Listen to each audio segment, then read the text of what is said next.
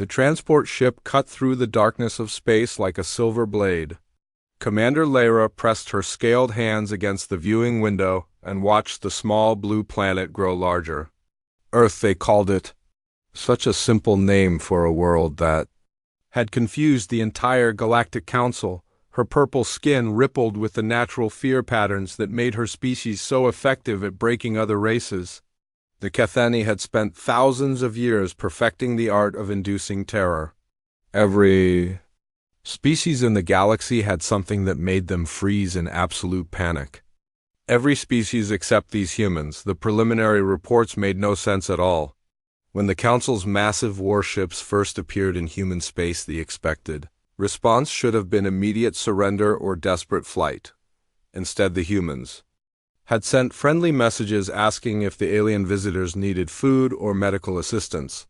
3 different human governments had offered to provide fuel and repair services free of charge. When Council scientists had shown human representatives recordings of the most terrifying creatures in known space, the humans had responded with curiosity rather than horror. Some had even asked if they could meet these creatures in person to study them. One human child had looked at images of the flesh-eating bone weavers and asked if they made good pets. The research station came into view as their ship approached Earth's orbit. It was a joint facility built specifically for studying human psychology and fear responses. Lyra had requested this assignment personally. In her 300 years of service, she had never encountered a species that failed to break under proper fear conditioning. Every thinking being in the universe understood that some things were too dangerous to face. Every thinking being except humans, Dr. Marcus Webb, waited for her in the docking bay. He was exactly what Lyra had expected from the files she had studied. During the journey, middle-aged by human standards with gray hair and soft features that suggested a comfortable life, he wore simple clothes and carried himself with the relaxed posture of someone who had never faced real danger. Lyra activated her fear-inducing pheromones as she approached him, the chemical signals that had brought warrior races to their knees and made apex predators flee in terror. Marcus smiled and extended his hand in the human greeting gesture. The pheromones should have triggered his most basic survival instincts. His heart rate should have spiked. His muscles should have tensed. For fight or flight? Sweat should have beaded on his forehead as primal terror flooded his nervous system. Instead, he shook her hand with a firm grip and said he was pleased to meet her. He asked if she was feeling well and offered to show her to her quarters so she could rest after the long journey. When she explained that she was not tired, he suggested they share a hot beverage in his office. While they discussed the research schedule, his office was small and cluttered with papers and strange human artifacts. Pictures of what appeared to be his family sat on his desk next to a device that heated water for making coffee. Marcus prepared 2 cups of the dark liquid and sat across from her with the relaxed manner of someone meeting an old friend. Lyra decided to begin with standard fear assessment protocols. She pulled out a portable display unit and activated the first test sequence. Images of cosmic horrors filled the screen. Creatures that existed in the empty spaces between stars and fed on the terror of living beings. Entities so alien and wrong that most species required sedation just to view recordings of them. Marcus leaned forward with interest. He asked questions about their biology and feeding habits. When an image appeared showing one of the creatures consuming the crew of a research vessel, Marcus paused the recording and pointed to specific details he found fascinating. He wanted to know if the entities reproduced through some form of quantum entanglement or if they were actually from another dimension entirely. Lyra felt her confidence wavering.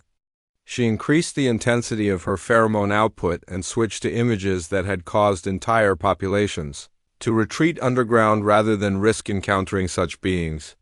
Marcus continued taking notes and asking practical questions about anatomy and behavior patterns. The void wraiths appeared on screen next. Interdimensional parasites that drove their victims insane before slowly consuming their life force over a period of weeks. The recording showed a once thriving colony world where the population had been reduced to gibbering madness within days of first contact. Marcus watched the entire sequence without flinching. He asked if the wraiths showed any signs of organized intelligence, or if they were simply following instinctual hunting patterns. When Lara explained that exposure to even recordings of void wraiths had been known to cause psychological breakdown in sensitive individuals, Marcus nodded thoughtfully and suggested they might want to add warning labels to the research materials. Lyra tried direct neural interface next. She connected Marcus to a device that would allow him to experience simulated encounters with various cosmic threats. The machine was calibrated to induce maximum fear response while maintaining safety protocols. Most test subjects lasted less than 30 seconds before demanding disconnection. Marcus experienced a full hour-long simulation of being stalked through a derelict space station by shadow feeders, creatures that consumed light itself and left their prey to die in absolute darkness. The simulation included full sensory input, including the sound of approaching footsteps and the gradual loss of vision as the entities drained all illumination from the environment. When the session ended, Marcus emerged from the interface chamber and immediately asked if they had more detailed information about shadow feeder hunting patterns. He was particularly interested in their apparent ability to manipulate electromagnetic fields and wondered if this might be related to their light absorption capabilities. Lyra stared at him in growing confusion. Every physiological scan showed that Marcus was experiencing normal fear responses. His stress hormones spiked appropriately when exposed to threatening stimuli. His heart rate increased and his breathing became shallow during the most intense simulations. His brain activity clearly indicated the processing of fear-inducing information, but instead of being paralyzed or driven to seek safety, Marcus seemed energized by each new encounter with cosmic horror.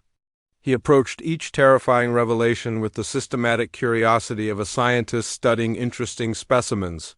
Fear was present, but it was not controlling his behavior. As their first day of testing concluded, Lyra found herself facing a disturbing possibility. Perhaps the preliminary reports were accurate. Perhaps humans really were immune to the fear that kept every other species in the galaxy safely contained within their own borders.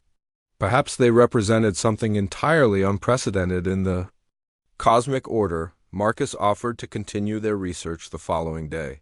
He suggested they might want to arrange for some of the actual creatures to be brought to the station for direct observation. Lyra agreed while privately wondering what kind of species would voluntarily request face-to-face meetings with interdimensional horrors. That night she sent her preliminary report to the Galactic Council. 3 simple words that would change everything they thought they knew about the nature of intelligence and survival. Humans feel fear. Humans ignore fear. Humans want more fear. The Council's response arrived within hours. Authorization to proceed with enhanced testing protocols and a stern warning that failure to properly assess human fear responses could result in a galactic security crisis. Lyra read the message 3 times before deleting it. Enhanced protocols meant bringing Marcus face-to-face with actual cosmic horrors rather than mere recordings. The mobile laboratory ship arrived 2 days later. A massive vessel designed specifically for containing and studying the most dangerous entities in known space. Lyra watched through the observation deck as the ship docked with their research station. She had requested the assignment herself, but now found herself questioning that decision. Marcus arrived at the docking bay with the same casual demeanor he had shown during their previous sessions. He carried a small bag containing what he called emergency supplies. Lyra was curious about what a human might consider essential when planning to meet interdimensional monsters. The bag contained bottled water, energy bars, a first aid kit, and a device for taking photographs. The laboratory ship's interior was designed to intimidate. Dark corridors lined with containment cells that housed specimens collected from across the galaxy. Each cell was equipped with multiple layers of security, including force fields, neural dampeners, and emergency ejection systems that could launch dangerous specimens directly into nearby stars if necessary. Dr. Kane, the ship's chief researcher, met them at the entrance. Her species resembled tall, thin insects with multifaceted eyes and clicking mandibles. She had spent her entire career studying fear responses and had personally witnessed the psychological breakdown of hundreds of test subjects. She looked at Marcus with the professional interest of someone examining a particularly unusual specimen. The first containment cell held a bone weaver. The creature was roughly the size of a human but covered in razor-sharp chitinous plates that clicked together as it moved. Bone weavers were known for their habit of constructing elaborate hives from the skeletons of living victims. The process could take weeks, and the victims remained conscious throughout the entire ordeal. Marcus approached the containment barrier with obvious interest. He asked questions about the creature's life cycle and social structure. When Dr. Kane explained that bone weavers were considered one of the most feared species in the galaxy, Marcus nodded and asked if they showed any signs of higher intelligence or if their construction behaviors were purely instinctual. The bone weaver noticed Marcus and moved toward the barrier. Its mandibles clicked in what Dr. Kane recognized as hunting behavior. The creature pressed against the force field and began making the low humming sound that typically preceded an attack. Most observers would have stepped back or shown signs of distress. Marcus leaned closer and began taking photographs. Dr. Kane activated the specimen's feeding cycle. A mechanical arm lowered a chunk of fresh meat into the containment cell. The bone weaver immediately began stripping flesh from bone with surgical precision. It worked methodically, setting aside pieces of bone in organized piles that would later be incorporated into hive construction. The process was both fascinating and deeply disturbing to watch. Marcus observed the entire feeding sequence with scientific detachment. He made notes about the creature's tool use and asked if anyone had studied the architectural principles behind bone weaver construction techniques. When Dr. Kane mentioned that the creatures preferred to work with living subjects, Marcus asked if this was due to some nutritional requirement or if fresh bone simply provided better structural integrity. The next specimen was a shadow feeder. The containment cell appeared completely empty until Dr. Kane activated special lighting that revealed the creature's outline. Shadow feeders existed partially outside normal space and consumed photons directly from their environment. Victims of shadow feeder attacks were found in perfect darkness, drained of life but otherwise unmarked. The creature noticed Marcus immediately. Shadow feeders were drawn to sources of bioelectrical activity, and Marcus represented a rich feeding opportunity. The entity pressed against the containment barrier and began the feeding process. The lights in the corridor dimmed as it attempted to drain illumination from the surrounding area. Marcus watched with fascination as the creature worked. He asked Dr. Kane to explain the feeding mechanism in more detail. When she mentioned that shadow feeders were capable of creating zones of absolute darkness spanning several kilometers, Marcus wondered aloud if this ability might have practical applications for energy production or stealth technology. The third specimen was perhaps the most dangerous creature in the ship's collection. A scream seed floated in a specialized containment unit filled with neural dampening fluid.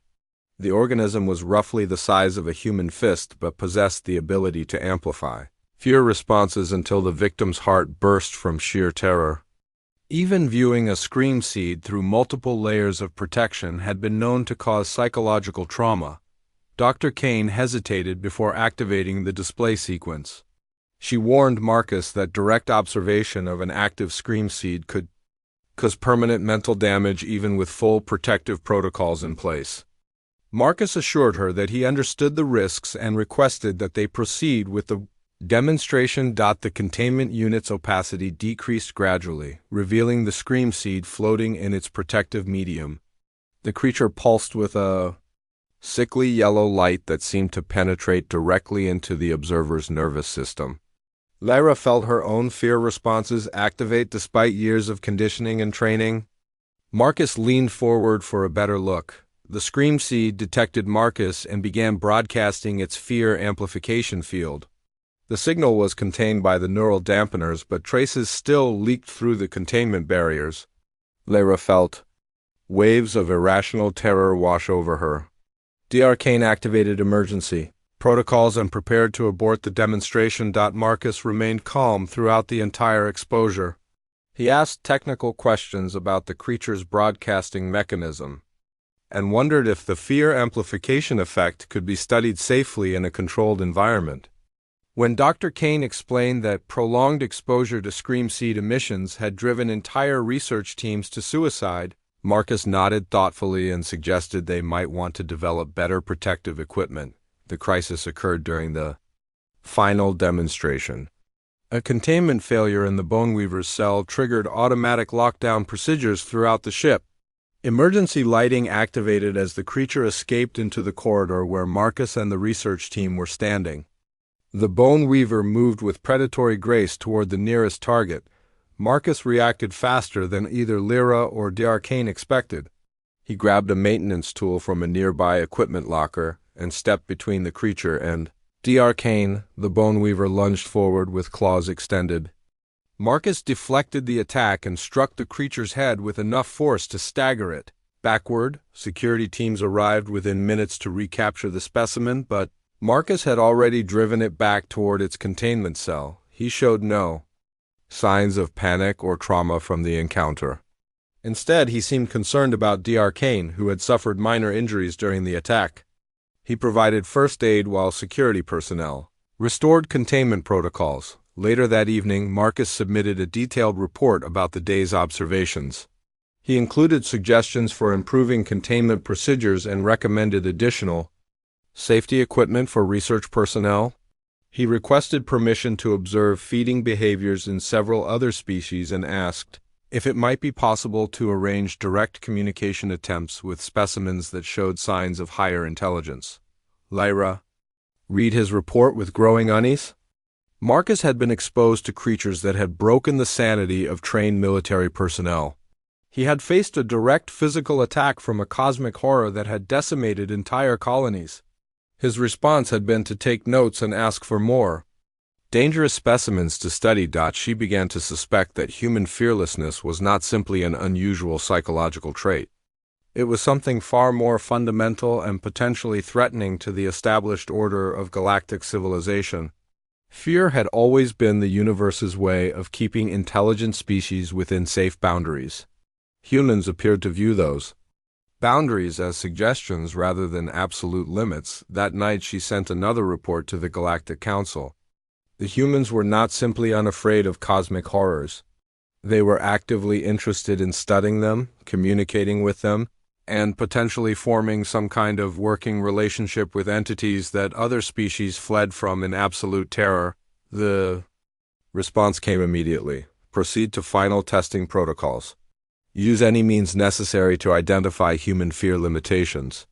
The survival of galactic civilization might depend on understanding what could make humans retreat. Lyra made a decision that went against every protocol in the Galactic Council handbook.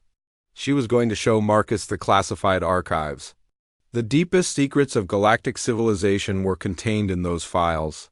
Records of species that had encountered cosmic horrors and simply stopped existing as functioning civilizations.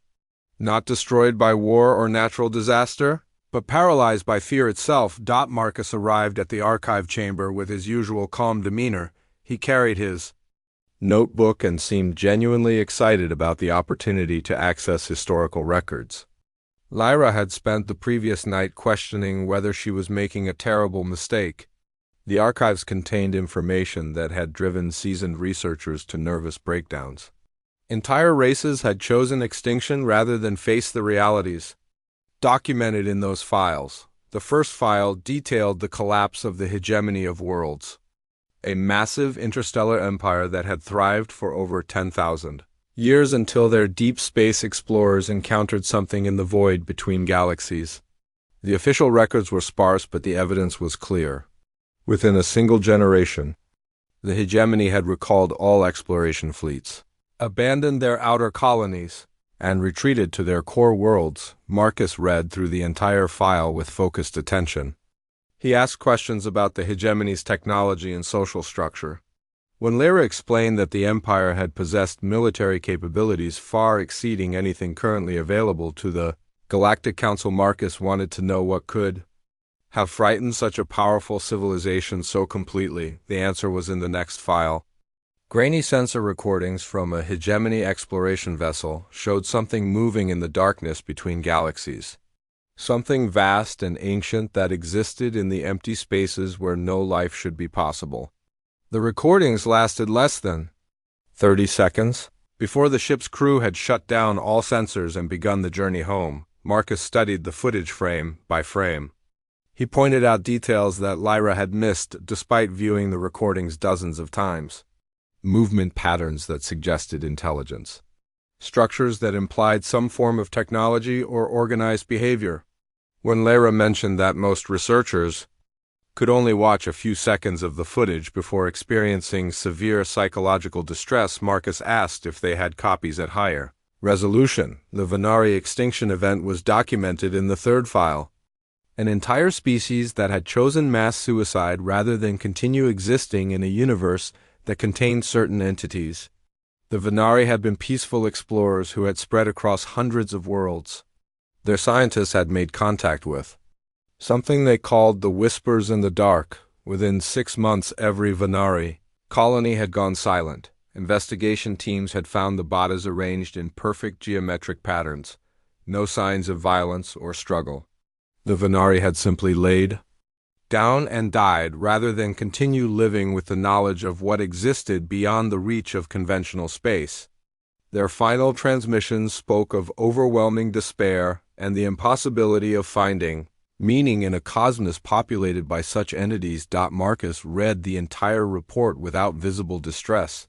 He seemed sad rather than afraid. When he finished reading, he sat quietly for several minutes before asking about the Venari's cultural background. Lyra explained that they had been artists and philosophers who valued beauty and harmony above all else. Marcus nodded and said that perhaps knowing about cosmic horrors had contradicted everything they believed about the nature of existence. The fourth file contained the most disturbing records in the entire archive. The first encounter event that had nearly destroyed Lyra's own species. When the Cathani had first developed faster than light travel, they had been confident explorers, ready to map the galaxy and contact other intelligent species. Their first deep space mission had lasted exactly 17 hours. The exploration vessel had detected something following them through hyperspace, something that existed in the spaces between normal dimensions and fed on the fear of living beings. The crew had attempted to outrun the entity, but it had matched their speed effortlessly.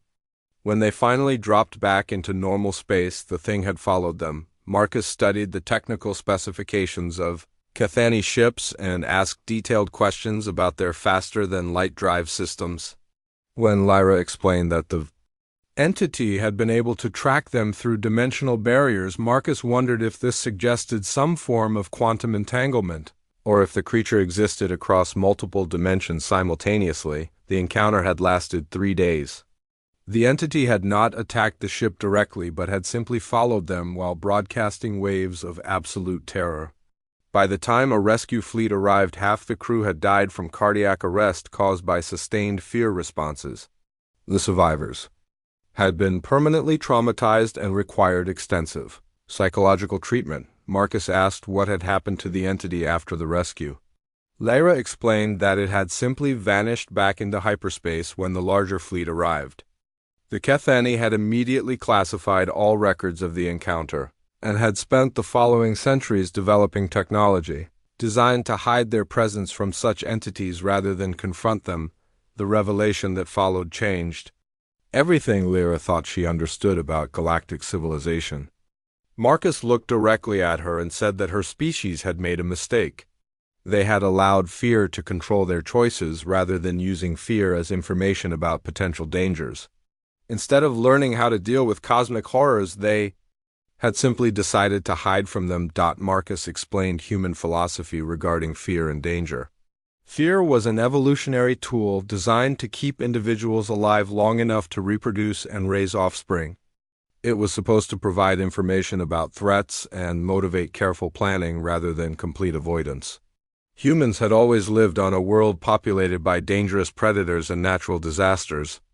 They had learned to acknowledge fear while still taking necessary risks. He told her about human history and their relationship with the unknown. Early humans had sailed across oceans despite believing sea monsters lived in the deep waters. They had climbed mountains that regularly killed climbers. They had explored polar regions where survival was unlikely. They had split atomic nuclei, despite not knowing if the reaction might ignite their planet's atmosphere. Every major advance in human civilization had required someone to face their fears and venture into dangerous territory. Fear was not meant to stop progress, but to ensure that progress was approached with appropriate caution and preparation. The goal was not to eliminate risk, but to take calculated risks that offered the possibility of beneficial outcomes. Marcus asked why galactic species had chosen to interpret fear as a stop sign rather than a warning to proceed carefully. Lyra struggled to answer the question. For thousands of years, the accepted wisdom had been that some things were too dangerous to investigate. Some territories were meant to remain unexplored. Some knowledge was too terrible for intelligent minds to possess. The human perspective challenged those fundamental assumptions. Marcus suggested that cosmic horrors were simply another category of dangerous phenomenon that required study and understanding rather than avoidance. He compared them to natural disasters or disease outbreaks, frightening and potentially deadly, but not inherently impossible to deal with through proper preparation and scientific investigation. Lyra found herself questioning beliefs that her entire species had held for centuries. What if they had been wrong about the nature of cosmic threats? What if the entities that lurked in dark spaces could be understood or even communicated with given sufficient knowledge and appropriate safety protocols? What if fear had become a prison rather than a survival tool? Marcus asked if she would be willing to help him arrange a direct encounter with one of the entities described in the archives, not for research purposes but for actual communication. Attempts. He believed that many cosmic horrors might be as curious about conventional life forms as humans were about them. The key was approaching such encounters with scientific methodology rather than panic. Lyra realized that she was facing a choice that would define the rest of her life and possibly the future of galactic civilization. She could follow established protocols and recommend that humans be contained or eliminated as a threat to cosmic stability. Or she could help Marcus pursue the most dangerous experiment in recorded history, the possibility that humans might succeed where every other species had failed was both terrifying and oddly hopeful. For the first time in her life, Lyra found herself wondering what lay beyond the boundaries that fear had established. Marcus had somehow made the unknown seem like an opportunity rather than a threat. She agreed to help him arrange a controlled encounter with a cosmic entity, not because she was unafraid, but because Marcus had convinced her that some fears were worth facing. The universe might be vast and full of dangerous things, but that did not mean intelligent species were required to remain small and hidden. Together, they began planning humanity's first official diplomatic contact with the entities that lived in the spaces between stars. Lyra suspected that regardless of the outcome, the galaxy would never be the same again. The Galactic Council's emergency session lasted 3 days. Representatives from every major species argued about humanity's fate while Lyra waited for their decision. When the final vote came through, she was not surprised by the result. The Council demanded ultimate proof of human psychological resilience through direct contact with the most dangerous entity in their archives. The Void King had been discovered lurking in the space between galaxies over 2,000 years ago. Unlike other cosmic horrors that were merely dangerous, the Void King appeared to be actively malevolent. It sought out intelligent species specifically to drive them insane or corrupt them into serving its incomprehensible purposes, even artificial. Recordings of its presence had caused entire research teams to suffer complete psychological breakdown. Marcus volunteered for the contact experiment, despite understanding the risks involved. Lyra had explained in detail what previous encounters with the Void King had produced: madness, suicide, and in some cases transformation into something that was no longer recognizably the original species. No being had ever survived direct contact with the entity. While retaining their sanity, the experimental chamber was constructed in the deepest section of the laboratory ship. Multiple layers of shielding and containment fields surrounded a simple room where Marcus would face the cosmic horror alone. Monitoring equipment tracked everything from brain activity to quantum field fluctuations. Emergency protocols included immediate termination options if the experiment went beyond acceptable parameters. Dr. Kane supervised the technical preparations while Lyra handled psychological assessments. Marcus submitted to extensive testing to establish baseline readings for comparison with post-contact measurements. His brain patterns showed normal human ranges for intelligence and emotional stability. Nothing in his psychological profile suggested unusual resistance to mind-affecting phenomena. Representatives from 12 different species observed the experiment through remote feeds. The Council had decided that if humans proved immune to the Void King's influence, they would need to completely revise their understanding of intelligence and cosmic threats. If Marcus succumbed like every other test subject, the human species would be classified as a standard galactic civilization and contained within appropriate boundaries. The summoning ritual required precise calculations involving hyperspace mathematics that most species avoided studying too closely. The equations themselves were considered dangerous knowledge that could attract unwanted attention from entities that existed beyond normal dimensional barriers. Marcus watched the preparation process with obvious scientific interest and asked detailed questions about the theoretical framework involved. Lyra felt her confidence wavering as the final preparations began. She had convinced herself that humans might somehow resist the Void King's influence, but now faced the possibility that she had sent Marcus to certain death or worse. The entity they were about to contact had existed since before most current galactic civilizations had developed space travel. It was older than some stellar formations and possessed intelligence that operated on cosmic timescales, the summoning chamber filled with the strange energies that existed between dimensions. Reality began to bend as the barriers between normal space and the void started breaking down. Monitoring equipment registered energy readings that pushed several sensors beyond their maximum ranges. The observation feeds showed distortions that made direct viewing difficult. Marcus stood calmly in the center of the chamber as the Void King began manifesting around him. The entity did not appear suddenly but gradually imposed itself on local spacetime until it became the dominant feature of the dimensional area. Its presence was wrong in ways that defied description. Geometry that folded back on itself, colors that existed outside normal spectrums, and a sense of vast intelligence focused with malevolent intent. The psychological impact was immediate and overwhelming. Lyra felt waves of existential dread wash over her despite being protected by multiple containment barriers. The other observers began showing signs of distress as the entity's influence leaked through their monitoring systems. Dr. Kane activated emergency protocols and prepared to abort the experiment. Marcus remained standing as the Void King solidified around him. His vital signs spiked as expected, but his behavior showed none of the panic or breakdown that had characterized previous encounters. Instead, he seemed to be studying the entity with the same systematic curiosity he had shown when examining the other specimens. The Void King noticed Marcus and focused its attention on the human. The chamber filled with psychic pressure as the entity attempted to overwhelm its target with cosmic horror and existential despair. Most beings exposed to such focused malevolence experienced immediate psychological collapse followed by death or permanent insanity. Marcus took a step forward and spoke directly to the cosmic horror. His voice was steady despite the impossible circumstances. He introduced himself politely and explained that they had requested this meeting to establish communication between their species and entities that existed beyond normal dimensional boundaries. The Void King recoiled in what appeared to be confusion.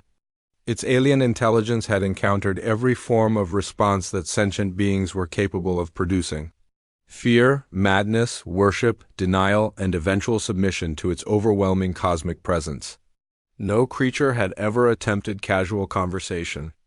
While standing in the direct focus of its malevolent attention, Marcus continued speaking in the calm tone he might use during a diplomatic meeting.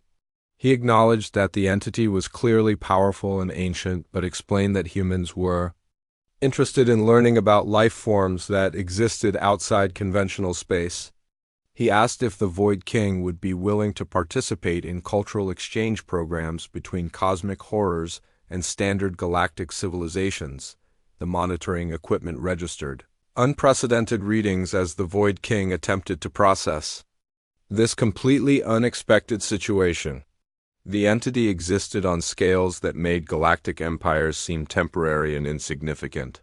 It had observed the rise and fall of countless species over millions of years. None had ever suggested that cosmic horrors might benefit from structured diplomatic relations. Marcus offered practical incentives for cooperation. Human space contained many star systems that were uninhabited and might serve as suitable dimensional nexus points for entities that required access to normal space. In exchange, humans would appreciate opportunities to study void-based life forms and learn about existence beyond conventional physical laws. The Void King's confusion deepened as Marcus outlined preliminary terms for what amounted to a treaty between humanity and cosmic horrors. The entity had spent eons driving intelligent species to madness or extinction. The concept of mutually beneficial relationships with standard dimensional beings was entirely outside its experience. Marcus suggested starting with limited cultural exchanges. Perhaps some cosmic entities would be interested in observing human activities, while selected human researchers could study void-based phenomena under controlled conditions. He emphasized that both sides would benefit from expanded knowledge about different forms of existence. The chamber began destabilizing as the Void King struggled to reconcile its nature with this unprecedented situation. The entity was designed to inspire terror and despair in intelligent beings. When faced with a creature that responded to cosmic horror with diplomatic proposals, its fundamental operational parameters broke down. Kane reported that the dimensional barriers were beginning to collapse under the strain of containing an entity that was experiencing what appeared to be an existential crisis. The Void King's presence was becoming erratic as it attempted to process concepts that contradicted everything it understood about the relationship between cosmic horrors and conventional life forms. Marcus stepped back and suggested that they might want to continue their discussions at a later time after both sides had opportunity to consider the implications of formal diplomatic relations. He thanked the Void King for its time and expressed hope that future meetings would be productive for everyone involved. The entity retreated into hyperspace with what could only be described as confused haste. The dimensional barriers stabilized as the Void King disappeared from local space-time. Emergency systems shut down as the immediate threat ended. Marcus remained standing in the chamber, looking slightly disappointed that the conversation had been cut short. The observation team sat in stunned silence as they tried to process what they had witnessed. A human had survived direct contact with the most dangerous cosmic entity in the galactic archives. More than survived. He had attempted to establish diplomatic relations and had apparently succeeded in confusing a being older than most. Stellar formations. Lyra realized that everything the Galactic Council thought they knew about cosmic threats would need to be reconsidered. Humans had not just proven immune to the fear that controlled other species. They had demonstrated the ability to treat entities that existed beyond normal dimensional boundaries as potential partners rather than existential threats. The implications were staggering and would require complete revision of every protocol the Council had established for dealing with cosmic horrors. Marcus had opened a door that no other species had even imagined existed. The universe was about to become a much more complicated and interesting place. The aftermath of the Void King encounter left the entire research team struggling to process what they had witnessed. Emergency sessions filled the following days as Council representatives demanded explanations for the impossible. A cosmic entity that had terrorized the galaxy for millennia had retreated in confusion after a human suggested diplomatic relations. The fundamental assumptions underlying galactic civilization were crumbling. Marcus spent the recovery period writing detailed reports about his experience during the contact event. He described the entity's apparent confusion when faced with cooperative rather than fearful responses. He outlined preliminary frameworks for establishing communication protocols with void-based life forms. He requested follow-up meetings to explore the possibility of formal treaties between dimensional realms. Lyra found herself in the unprecedented position of defending humanity to a council that was beginning to view the species as a potential threat to cosmic stability. The ability to remain functional during direct contact with cosmic horrors challenged every safety protocol that had kept galactic civilization intact for thousands of years. Some representatives argued that humans represented an unacceptable risk that required immediate containment. 3 days after the experiment, Lyra finally asked the question that had been haunting her since their first meeting. She found Marcus in his quarters reviewing sensor data from the Void King encounter. He looked tired but showed no signs of the psychological trauma that should have resulted from exposure to such an entity. When she knocked on his door, he invited her in with the same calm demeanor he had maintained throughout their entire association. Lyra sat across from him and struggled to find words for the question that would define everything. She had spent her entire career studying fear responses in intelligent species. She understood the biological and psychological mechanisms that made every known form of life retreat when faced with sufficient threat. Humans appeared to violate those fundamental principles in ways that defied explanation. The question came out quietly, almost whispered. "Why aren't you afraid, human?" Marcus looked at her with eyes that reflected exhaustion, but also something she had never seen in any other species when discussing cosmic horrors. Hope mixed with determination and an odd kind of sadness that seemed to encompass the entire universe. Lyra felt her blood freeze as Marcus began his answer. She had expected some explanation about human psychology or evolutionary adaptations that provided resistance to fear-inducing stimuli. Instead, Marcus told her something that changed her understanding of courage and what it meant to be intelligent in a universe full of dangerous things. Marcus explained that he was afraid. Absolutely terrified, in fact. Every encounter with cosmic horrors had triggered his species' natural fear responses exactly as biological programming intended. His heart had raced during the Bone Weaver attack. His stress hormones had flooded his system while viewing the Shadow Feeders. Standing in the presence of the Void King had activated every survival instinct that millions of years of evolution had built into human neurology. Fear was not absent from human responses to cosmic threats. Fear was present and fully functional, and providing exactly the kind of biological warnings that it was supposed to provide. The difference was not in the fear itself, but in how humans chose to respond to that fear. Other species treated fear as a command that could not be disobeyed. Humans treated fear as information that should be considered while making decisions. Marcus told her what frightened him most about the universe. Not cosmic horrors or interdimensional entities or ancient malevolent intelligences that lurked in the spaces between stars. Those things were dangerous and required careful handling, but they were not his primary source of terror. What scared Marcus most was the possibility that somewhere in the galaxy there were intelligent beings who needed help but were too afraid to ask for it.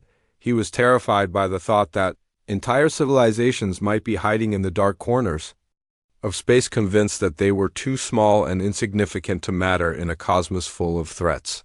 He was afraid that species might be choosing extinction rather than risking contact with the unknown. He was afraid that fear was winning the war against curiosity and growth and everything that made intelligence worth preserving. Marcus explained that humans had learned something important during their early development as a species. Fear was supposed to keep individuals alive long enough to accomplish something worthwhile with their lives. It was not supposed to prevent them from living those lives in the first place. The goal was not to eliminate all risk, but to take calculated risks that offered the possibility of making existence better for everyone involved. But Marcus admitted to being even more afraid of something else. He was terrified of living in a universe where nobody tried to help others who were struggling, where nobody was willing to explore dangerous places to find people who might be trapped there, where nobody was prepared to stand up to frightening things and tell them that terrorizing innocent beings was unacceptable behavior. He paused and looked out through the observation window at the stars scattered across the darkness of space. Fear was supposed to keep people alive long enough to do something important with the time they had been given. It was not supposed to stop them from trying to make the universe a better place for everyone who had to live in it. Lyra realized that Marcus was describing a completely different relationship between intelligence and cosmic threats than anything her species had ever considered. Humans did not ignore fear or overcome it through superior courage. They acknowledged fear while refusing to allow it to control their choices about what actions were worth taking despite the risks involved. The implications were staggering and extended far beyond simple fear responses to cosmic horrors. Humans approached the unknown with the assumption that exploration and contact might produce beneficial outcomes rather than inevitable disaster. They viewed dangerous entities as problems to be solved rather than absolute barriers that could not be crossed. Marcus asked if Lyra would be willing to help him draft a proposal for the Galactic Council. Not a report about human psychology or recommendations for containing a dangerous species. A formal request for permission to begin establishing diplomatic relations with cosmic entities and offering assistance to any galactic civilizations that might benefit from human expertise in dealing with fear-inducing situations. Lyra found herself agreeing despite every instinct that told her such a proposal would be considered insane by council standards. She had spent too much time with Marcus to believe that humans were reckless or stupid. Their approach to cosmic threats was different, but it was based on coherent philosophy and practical experience dealing with dangerous situations. The proposal they submitted together outlined a new framework for galactic civilization. Instead of hiding from cosmic threats, humans suggested developing systematic methods for studying them, communicating with them, and where possible, establishing mutually beneficial relationships. Fear would be treated as useful information rather than absolute prohibition against action. The Council's response was exactly what Lyra had expected. Immediate rejection followed by demands for additional research to determine whether humans could be safely integrated into galactic civilization or if they represented an unacceptable threat to cosmic stability. Several species requested that humanity be classified as a dangerous anomaly requiring containment within their home system. Marcus read the Council's response without surprise or disappointment. He had expected resistance to ideas that challenged fundamental assumptions about the nature of intelligence and survival. Change was always difficult, especially when it involved questioning beliefs that entire civilizations had built their existence around. But the real response came from individual species rather than official council channels. Scientists who had spent careers studying cosmic threats began requesting meetings with human researchers. Military commanders asked about human protocols for dealing with entities that traditional weapons could not affect. Philosophers wanted to understand how fear could be transformed from limitation into motivation. The transformation was gradual but undeniable. Human ships began appearing throughout galactic space carrying crews trained in cosmic threat assessment and crisis response. They offered assistance to colonies that had been abandoned due to dangerous local phenomena. They provided consultation services for species dealing with interdimensional incursions or encounters with hostile cosmic entities. The Void King contacted human representatives 6 months after their initial meeting. The entity had spent considerable time studying human civilization and had concluded that diplomatic relations might indeed be beneficial for both sides. Formal treaties were established that provided dimensional access points for cosmic entities in exchange for scientific cooperation and non-interference agreements regarding populated systems. Other cosmic horrors began following the Void King's example. Species that had hidden from interdimensional threats for thousands of years found themselves dealing with entities that were suddenly interested in negotiation rather than terror. The universe became a more complicated place but also a more hopeful one. Lyra submitted her final report to the Galactic Council with a recommendation that surprised everyone including herself. Instead of containing humanity or treating them As a dangerous anomaly, she suggested that they be granted full membership in galactic civilization with special responsibilities for cosmic threat management and interdimensional diplomacy. The galaxy was changing, and humans were leading that change not through superior technology or military power, but through their willingness to face their fears and help others do the same.